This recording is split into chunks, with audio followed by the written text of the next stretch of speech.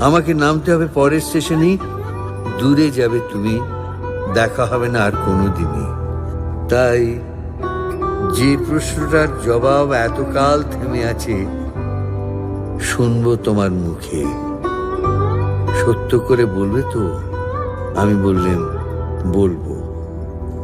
বাইরের আকাশের দিকে তাকিয়ে শুধুলো, আমাদের গেছে যে দিন, একেবারেই কি গেছে? কিছুই কি নেই বাকি?